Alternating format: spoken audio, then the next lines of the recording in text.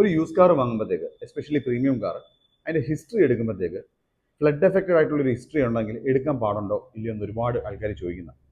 ഞങ്ങളൊരു 100-ലധികം വണ്ടി insurance claim ആയിട്ട് പണിത് ഉള്ള ഒരു എക്സ്പീരിയൻസ് വെച്ചിട്ട് ഞാൻ പറഞ്ഞുതരാം. ഫ്ലഡ് എഫക്റ്റഡ് എന്ന് പറയുമ്പോഴത്തേക്ക് പല ലെവൽ വെച്ചിട്ടാണ് നമ്മൾ ഈ വർക്ക് തീരുമാനിക്കുന്നത്.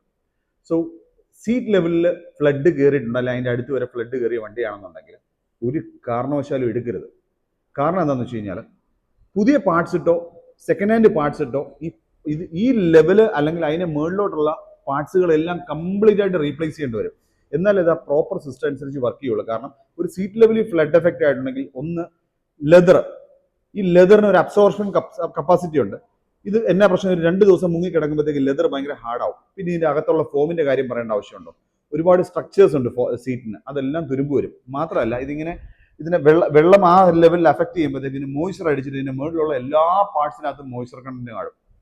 സോ ആ ലെവലിൽ ഫ്ലഡ് എഫക്റ്റ് ആയിട്ടുള്ള വണ്ടി എത്ര പണിതെന്ന് പറഞ്ഞാലും എല്ലാ ഫുൾ പാർട്സ് ഇട്ട് ഒരിക്കലും പണിത് റിപ്പയർ ചെയ്യാൻ പറ്റത്തില്ല. പിന്നെന്ത് ചെയ്യും, അത്യാവശ്യമൊക്കെ അഴിച്ച് ക്ലീൻ ചെയ്യും, എന്നിട്ടായിരിക്കും ഇത് റിപ്പയർ ചെയ്യുന്നത്. സോ ആ ലെവലിലുള്ള വണ്ടികൾ ഒരിക്കലും നമ്മൾ എടുക്കരുത്, റിപ്പയർ ചെയ്ത വണ്ടിയെന്ന് പറഞ്ഞാൽ. എന്നിരുന്നാൽ പോലും സേഫ് ആയിട്ട് എടുക്കാൻ പറ്റുന്ന ഒരു കാറ്റഗറി ഉണ്ട്, ഫ്ലോർ ലെവൽ ഫ്ലഡ് എഫക്റ്റ് ആയ വണ്ടി.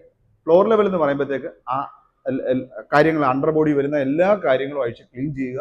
ആ ലെവലിൽ വരുന്ന എല്ലാ പാർട്സുകളും നിങ്ങൾ പുതിയതാണെങ്കിൽ പുതിയതിട്ടിട്ട്, അല്ലെങ്കിൽ സെക്കൻഡ് ഹാൻഡ് ആണെങ്കിൽ സെക്കൻഡ് ഹാൻഡ് ഇട്ട് കംപ്ലീറ്റ് റീപ്ലേസ് ചെയ്യണം.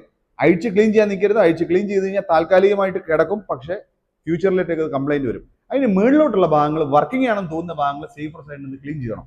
അങ്ങനെയാണെങ്കിൽ ഈ പേരും പറഞ്ഞൊരു കംപ്ലൈന്റും വരത്തില്ല. ഇത് ഞങ്ങളുടെ എക്സ്പീരിയൻസ് ആണ്. എന്നിരുന്നാൽ പോലും ഇതിന്റെ അഡ്വാൻറ്റേജ് സെക്കൻഡ് ഹാൻഡ് ആയിട്ട് വാങ്ങിക്കുമ്പോൾ തീർച്ചയായിട്ടും നിങ്ങൾ അതിന്റെ അഡ്വാൻറ്റേജ് എടുക്കണം. ഹിസ്റ്ററി അറിഞ്ഞേ എടുക്കാവുള്ളൂ.